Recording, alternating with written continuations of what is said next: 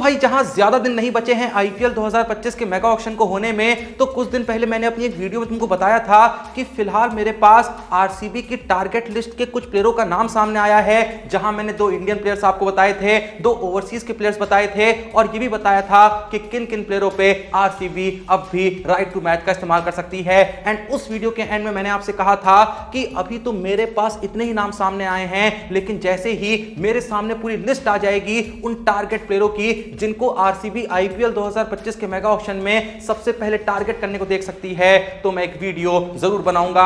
तो भाई आज की वीडियो उसी बारे में होने वाली है, क्योंकि आज मेरे सामने वो पूरी जो लिस्ट है वो आ चुकी है, जहां मेरे को इस बात का बहुत ही अच्छे से पता चल चुका है कि आरसीबी आईपीएल 2025 के मेगा ऑक्शन में किन किन बैटर्स को सबसे पहले टारगेट करेगी, किन किन ऑलराउंडर्स को सबसे पहले टारगेट करेगी और किन किन बॉलर्स को सबसे पहले टारगेट करने को देखेगी। तो आओ यार इस लिस्ट की शुरुआत करते हैं।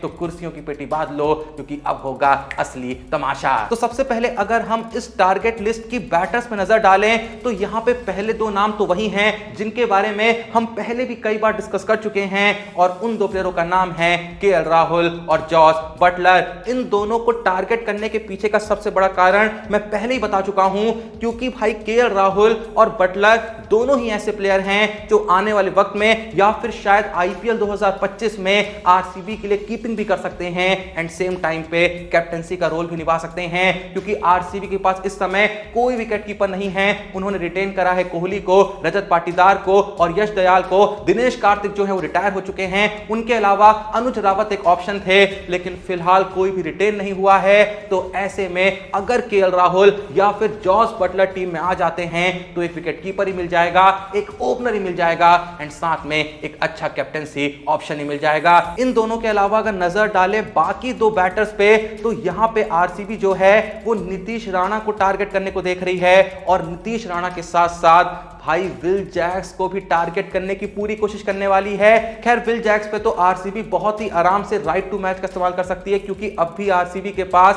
भाई 3 राइट टू मैच इस्तेमाल करने के मौके हैं। तो इन 3 मौकों में से एक मौका आरसीबी डेफिनेटली विल जैक्स पे यूज करने को देखेगी। अब जहां बैटर्स की बात हो गई है, तो भाई लगे हाथ नजर डाल लेते हैं उन ऑलराउंडर्स पे जिनको आरसीबी आईपीएल 2025 के मेगा ऑक्शन में सबसे पहले टारगेट करने को देखेगी, क्योंकि भाई देखो आरसीबी को ना ऑलराउंडर्स की जरूरत है। उन्होंने कोहली को रिटेन किया तो भाई एक अच्छा बैट्समैन रिटेन हो गया, उन्होंने पाटीदार को रिटेन करा तो एक अच्छा बैट्समैन, एक अच्छा मिडिल ऑर्डर का बैट्समैन और एक अच्छा हिटर रिटेन हो गया, और साथ में जब यश दयाल को रिटेन करा तो इसी बहाने एक अच्छा बॉलर भी रिटेन हो गया। लेकिन इन तीनों में से कोई भी भाई ऑलराउंडर नहीं है, तो आरसीबी भाई बहुत ही शिद्दत के साथ कुछ अच्छे ऑलराउंडर्स को टारगेट करने को जरूर देखेगी, क्योंकि भाई कैमरून ग्रीन जो है वो इंजर्ड हैं, जिसकी वजह से वो मेगा ऑक्शन के लिए शॉर्टलिस्ट भी नहीं हुए हैं। अगर भाई कैमरून ग्रीन का ना कंफर्म होता कि वो आईपीएल 2025 खेलेंगे, तो आरसीबी उनको 100% रिटेन करती। भाई पहले तो यही बातें चल रही थी कि आरसीबी कोहली के बाद जिस प्लेयर को सबसे पहले रिटेन करेगी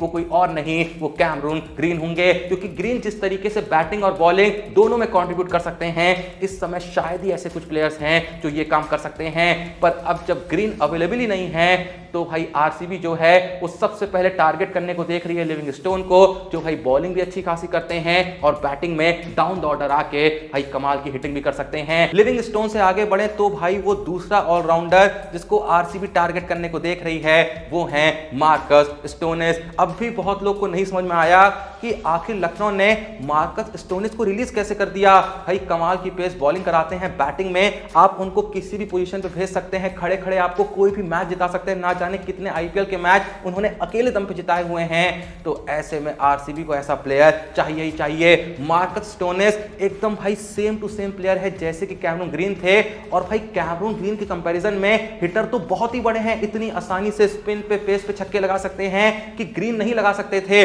फर्स्ट डाउन भी खेल सकते हैं, सेकंड डाउन भी खेल सकते हैं, 4th 5th 6th पोजीशन आप उनको कहीं भी भेज सकते हैं। और बॉलिंग में भी ऐसा है, बॉलिंग में शुरुआत भी करवा सकते हैं, बीच में भी दे सकते हैं, और चाहे तो डेथ ओवर में भी थोड़ी बहुत बॉलिंग करवा सकते हैं। तो आरसीबी बहुत ही ज्यादा शिद्दत के साथ मार्कस स्टोनिस को टारगेट करने को देख रही है। स्टोनिस के अलावा क्रूनल पांड्या पे भी भाई आरसीबी ने पूरी नजरें बनाई हुई है। भाई देखो मुझे नहीं पता तुम क्रूनल पांड्या के बारे में क्या सोचते हो, लेकिन बंदा ना कमाल का ऑलराउंडर है। अगर इंडिया के अलावा क्रूनल पांड्या किसी किसी भी और देश में खेल रहे होते तो इस समय कम से कम भाई 100 इंटरनेशनल मैचेस तो बंदे ने खेल ही लिए होते, T20 तो बंदा खेल ही रहा होता, क्योंकि भाई जब बॉलिंग की बात आती है अच्छी खासी इकोनॉमिकल बॉलिंग कराते हैं एंड भाई बैटिंग में कोई खराब नहीं करते हैं। उन्होंने जितने भी मैचेस इंडिया के लिए खेले हैं ना T20 में, भाई बैटिंग बॉलिंग दोनों में ही डिसेंट कंट्रीब्यूशन दे रखा है। तो आरसीबी इसीलिए कृणाल पांड्या को भी अपनी टीम में लाने को देख रही है, क्योंकि इसी बहाने एक अच्छा इकोनॉमिकल स्पिनर भी मिल जाएगा एंड सेम टाइम पे एक अच्छा बैट्समैन, एक अच्छा हिटर ही मिल जाएगा।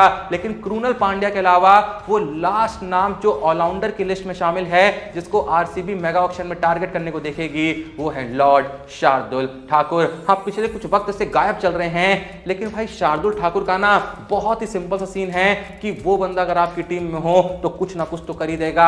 आप बता नहीं सकते कि ये बॉलिंग अच्छी कराता है या बेकार करता है, लेकिन भाई जब भी मौका मिलता है विकेट लेके देता है। थोड़ा सा महंगा जरूर साबित होता है, लेकिन उस बंदे को भी आप कहीं भी बॉलिंग दे दो, चाहे शुरुआती ओवर में, चाहे मिडल ओवर्स में, चाहे डेथ ओवर्स में, वो आपके काम आता ही आता है। और इस बात को आरसीबी बहुत ही अच्छे जानती है, इसीलिए वो शार्दुल ठाकुर को भी बहुत ही शिद्दत के साथ टारगेट करने को देख रही है। अब जहां इस टारगेट लिस्ट में बैटर्स की कैटेगरी में हमने 4 नाम देख लिए हैं, ऑलराउंडर्स की कैटेगरी में हमने 4 नाम देख लिए हैं, अब बारी आती है ये देखने की कि आईपीएल 2025 के मेगा ऑक्शन में आखिर वो कौन से बॉलर्स हैं जिनको आरसीबी सबसे पहले टारगेट करने को देखेगी। तो इस लिस्ट में सबसे पहला नाम आता है कगिसो रबाडा का।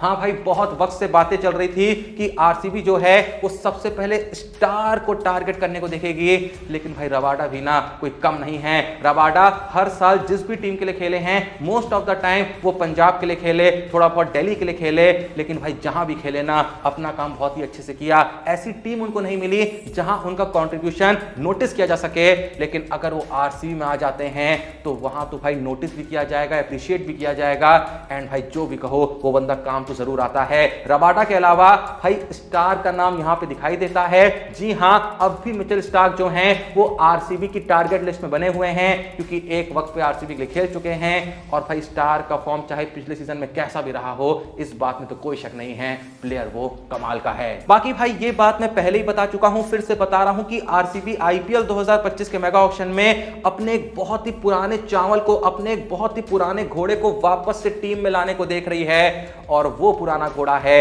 युजवेंद्र चहल। क्योंकि लंबे वक्त से देखने को मिल रहा है कि आरसीबी में कोई स्पेशलिस्ट स्पिनर खेल ही नहीं रहा है। पिछले सीजन में भी डागर थे, उसके अलावा कर्ण शर्मा थे, लेकिन भाई ये लोग कुछ खास काम नहीं कर पा रहे थे। ऐसे में चहल जो हैं, भले ही वो इंडियन टीम से बाहर चल रहे हैं, भले ही इंडिया वालों को उनकी उतनी कदर नहीं है, लेकिन भाई चहल जो है ना हर आईपीएल सीजन में कंट्रीब्यूशन देते ही देते हैं। जितने साल से राजस्थान के लिए खेल रहे हैं, हर साल भाई काम आते ही आते हैं, और जितने साल वो आरसीबी के लिए खेले वहां भी हर साल वो एक डिसेंट कंट्रीब्यूशन देते रहे, उसके बावजूद भी रिलीज कर दिया।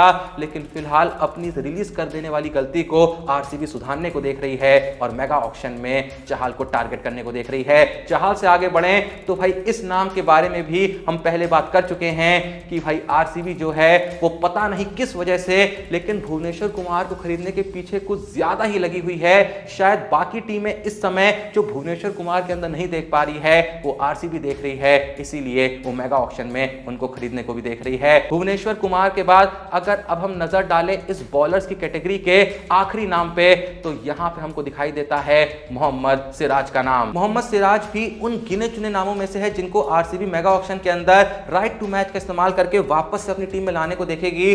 बस मेरे को एक बात समझ में नहीं आ रही है कि यार सिराज पे अगर राइट टू मैच का इस्तेमाल करना ही था तो आखिर रिलीज क्यों किया? क्योंकि अगर आप सिराज को रिटेन करते आराम से कम आप 11 करोड़ में रिटेन कर ही सकते थे। और सिराज का फॉर्म फिलहाल भाई कैसा भी चल रहा हो, लेकिन इस बात में तो शायद किसी को शक नहीं होगा कि सिराज की बोली जो है वो अब भी 11 करोड़ तो जाएगी जाएगी। मुझे नहीं लगता कि सिराज जो है मात्र 6 या 7 करोड़ में बिक जाएंगे। ठीक है, विकेट नहीं मिल रहे हैं, टेस्ट क्रिकेट में अच्छा फॉर्म नहीं चल रहा है, लेकिन प्लेयर अच्छे हैं, शुरुआती ओवर में अच्छी बॉलिंग कराते हैं, मिडिल ओवर्स में भी काम आते हैं, स्विंग करा लेते हैं, स्पीड है, डेथ ओवर में भी यॉर्कर वगैरह मान लेते हैं, और भाई अच्छा खासा एक्सपीरियंस हो चुका है, बड़े नाम बन चुके हैं। शामी और बुमराह जैसे प्लेयरों के साथ ना जाने कब से खेल रहे हैं और कई मैचों में उनसे बेहतर कंट्रीब्यूशन देके आए हैं। तो क्या ऐसे में सिराज की बोली 6, 7, 8 करोड़ में रुक जाए? मुझे तो नहीं लगता है। मेरा मानना है कि शायद जिस अमाउंट में आरसीबी सिराज को रिटेन कर सकती थी, शायद उससे भी ज्यादा अमाउंट देके अब आरसीबी को सिराज पे राइट टू मैच का इस्तेमाल करके अपनी टीम में लाना पड़ेगा।